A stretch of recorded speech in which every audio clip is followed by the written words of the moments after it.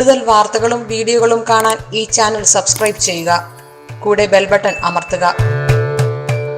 നമസ്കാരം. ഭർത്താവും ഭാര്യയും, നിങ്ങളും നിങ്ങളുടെ ഭാര്യയും തമ്മിൽ നിരന്തരം വീട്ടിൽ കലഹമാണോ? എല്ലാവരും പറയാറുണ്ട് ഭാര്യയും ഭർത്താവും തമ്മിൽ ഭയങ്കര കലഹമാണ്. പരിഹാരമുണ്ട്, ചെറുതല്ല, വലിയ പരിഹാരം തന്നെയാണ്. അത് ചെയ്തു നോക്കിയാൽ നിങ്ങൾക്ക് അതിന്റെ അനുഭവ സമ്പത്ത് അറിയാനും പറ്റും. ദീർഘകാലം മാതൃകാ ദമ്പതികളായിട്ട് കഴിയേണ്ട ഭാര്യാഭർത്താക്കന്മാര്, ജീവിതത്തിൽ ആവശ്യമായ കാര്യങ്ങൾ ചെയ്യേണ്ടതായ മാതാപിതാക്കള്, മക്കൾക്ക് വേണ്ട കാര്യങ്ങൾ ചെയ്തു കൊടുക്കേണ്ട മാതാപിതാക്കള്, ഇവരുടെയൊക്കെ വേർപിരിയല്, ഇവര് പല കാരണങ്ങളും പല പ്രശ്നങ്ങളും പല ദുരന്തങ്ങളും പറഞ്ഞ് വേർപിരിയല്, കുടുംബ കോടതിയിൽ എത്തിപ്പെടല്, ഇത്തരം സാഹചര്യങ്ങളിൽ വളരുന്ന കുട്ടികൾക്ക് അവരുടെ ജീവിതം ഏറെ ക്ലേശകരമായിരിക്കുമെന്ന് തന്നെ പറയാം. കുറച്ച് സാമ്പത്തികം കുറഞ്ഞാലും കുറച്ച് പണം കുറഞ്ഞാലും അച്ഛനമ്മമാർ ഒരുമിച്ച് സന്തോഷത്തോടെ കഴിയുന്ന ഒരു ഗ്രഹത്തിലെ കുട്ടികളും, അച്ഛനമ്മമാർക്ക് ധാരാളം പണമുണ്ടായിട്ട് അവർ വേർപെട്ട് കുടുംബ കോടതിയിൽ വെച്ച് വേർപിരിഞ്ഞ് വേറെ ജീവിതം ജീവിക്കുന്ന അച്ഛനമ്മമാരുടെ മക്കളും തമ്മിൽ ഒരുപാട് വ്യത്യാസങ്ങളുണ്ട്. മാനസികമായ സ്വഭാവത്തില്, മാനസിക രീതിയിൽ ഒരുപാട് മാറ്റങ്ങളുണ്ട്. അപ്പൊ അതുകൊണ്ട് അങ്ങനെ ഉള്ള ആ ഒരു രീതി ഒഴിവാക്കാൻ സുമംഗലി ഭയയായിട്ട് ദീർഘകാലം മാനസികമായിട്ട് നിങ്ങൾ ഭാര്യയും ഭർത്താവും ഒരു കുടുംബത്തിൽ ഒരുമിച്ച് ജീവിക്കുക എന്നുള്ളത് നിങ്ങളുടെ സന്താനങ്ങളുടെ ആവശ്യമാണ്.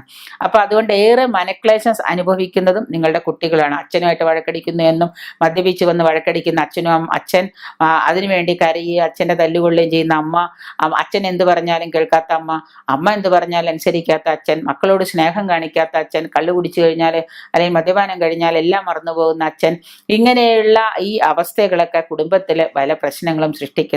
ഇനി അത് ചിലവര് മനഃപൂർവ്വം ആയിരിക്കില്ല. എന്തുകൊണ്ടെന്ന് വെച്ച് കഴിഞ്ഞാല് കുജന്റെ അനിഷ്ടഭാവങ്ങളാലും വാസ്തുശാസ്ത്രപരമായ പിഴവുകൾ കൊണ്ടും ചിലവര് വീട് പണിത് വലിയ വീടൊക്കെ പണിത് താമസിച്ചു കഴിഞ്ഞാൽ പിറ്റേ ദിവസം ഒരു സ്വസ്ഥതകേട് സമാധാനക്കേടാണ്. ഈ കുജന്റെ അനിഷ്ടഭാവം, മദ്യപാനം ഉണ്ടാവാം, ലഹരിക്കടിമയാവാം, പ്രശ്നങ്ങൾ ഉണ്ടാവാം, രോഗാതി ദുരിതങ്ങൾ ഉണ്ടാവാം. പിന്നെ ഈ പറയുന്ന ഗ്രഹം, ഒരു പുതിയ ഗ്രഹം വാങ്ങിച്ചാൽ ഗ്രഹത്തിന്റെ വാസ്തുദോഷം കൊണ്ട് വാസ്തുശാസ്ത്രപരമായ പിഴവുകള്, വാസ്തുശാസ്ത്രപരമായിട്ടുള്ള ദോഷങ്ങള്, ഗ്രഹനിർമ്മാണ ദോഷം, വീട് വയ്ക്കുമ്പോൾ ഉണ്ടാകുന്ന ദോഷം, വാസ്തുപുരുഷനെ എല്ലാം നമ്മൾ നോക്കി അതിലൊക്കെ ചെയ്യേണ്ട വാസ്തു യഥാവിധി ചെയ്യാതെ എവിടെയെങ്കിലും കൊണ്ടുപോയിട്ട് ഒരു വീട് പണിത് കഴിഞ്ഞാൽ അതിൽ താമസിക്കാൻ ചെല്ലുന്നവർക്ക് സ്വസ്ഥത ഉണ്ടാവില്ല. ഗ്രഹനാഥനും ഗ്രഹനാഥയ്ക്ക് ഒരു സ്വസ്ഥത ഉണ്ടാവില്ല. അവരൊക്കെ വഴക്കിട്ട് അടിച്ച് വിരിഞ്ഞ് അവരുടെ പണി നോക്കിപ്പോ. അപ്പൊ ഇങ്ങനെയെല്ലാം ഉണ്ടാകുന്നത് ഭാര്യാഭർത്താക്കന്മാർ തമ്മിൽ കലഹത്തിന് വേർപിരിയലിനും ഇടയാക്കുന്നുണ്ട് എന്ന് വേണം പറയാൻ. അപ്പം എന്ത് തന്നെ ആയാലും ഈ ഭാര്യാഭർത്താക്കന്മാരുടെ കലഹത്തിന് ഏറ്റവും പ്രധാനപ്പെട്ട ഒരു കേതു നമ്മുടെ വാസ്തു തന്നെയാണ്. ഗ്രഹ നിർമ്മാണവും വാസ്തുവും വലിയൊരു പ്രധാനപ്പെട്ട ഒരു ഘടകം തന്നെയാണ്. ഉമാമഹേശ്വര ക്ഷേത്രത്തില് നിങ്ങൾ പതിവായിട്ട് ദർശനം നടത്തുക. ഭാര്യയും ഭർത്താവും തമ്മിൽ നിരന്തരം കലഹമാണ് എങ്കിൽ ഉമാമഹേശ്വര ക്ഷേത്രം എവിടെയാണുള്ളതെന്ന് നോക്കുക.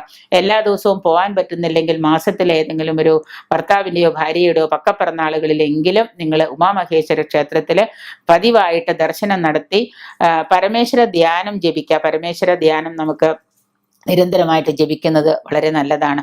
ഉമാമഹേശ്വര ക്ഷേത്രത്തിൽ പോയിട്ട് പരമേശ്വര ധ്യാനം ജപിച്ചു കഴിഞ്ഞാൽ ഭഗവാൻ എപ്പോഴാ കണ്ണു തുറക്കാന്ന് ചോദിക്കേ വേണ്ട. അത്ര പെട്ടെന്ന് ക്ഷിപ്രപ്രസാദിയായിട്ട് നമുക്ക് അനുഗ്രഹം തരും. ഭാഗവതത്തിലെ രുക്മിണി സ്വയംവര ഭാഗം, ഭാഗവതം എടുത്തു വെച്ചിട്ട് അതിലെ രുക്മിണി സ്വയംവര ഭാഗം എല്ലാ ദിവസവും പാരായണം ചെയ്യുക. സൗന്ദര്യ ലഹരിയിലെ 46-ാമത്തെ ശ്ലോകം അവ നിത്യവും പാരായണം ചെയ്യുന്നത്. വിധിപ്രകാരം തയ്യാറാക്കിയ ക്ഷിപ്ര ഗണപതി യന്ത്രം, കുടുംബകലഹത്തിന് ഏറ്റവും പ്രധാനമാണ്.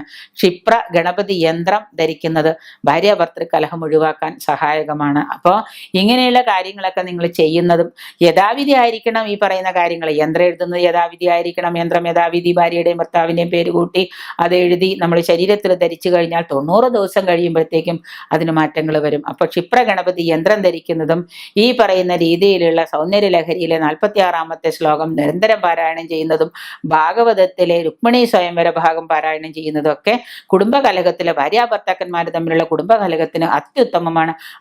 കലഹം തന്നെ ഇല്ലാണ്ടായി പൊക്കോളും.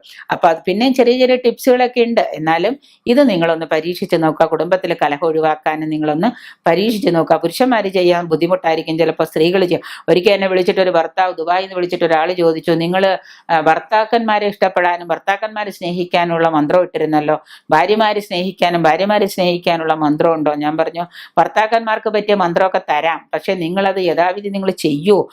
നിങ്ങൾ ചെയ്താൽ നിങ്ങൾക്ക് ഗുണം കിട്ടും. അതുപോലെ നിങ്ങൾ മന്ത്രം ഇടുക, നിങ്ങൾ യൂട്യൂബിൽ ഞാൻ നോക്കട്ടെ എന്ന് പറഞ്ഞു. എന്ന പോലെ മന്ത്രമൊന്നും വേണ്ട, തന്ത്രം മാത്രം മതി. ഈ കാര്യങ്ങൾ നമ്മൾ സ്ത്രീകൾ നല്ല വ്യക്തതയോടെ നല്ല ഭയഭക്തിയോടെ ഒന്ന് ചെയ്തു നോക്കുക. തീർച്ചയായിട്ടും സൗന്ദര്യലഹരിയൊക്കെ നിത്യം പാരായണം ചെയ്ത ഉറപ്പാണ് നമുക്ക് അതിന് അനുഭവം കിട്ടിയിരിക്കും.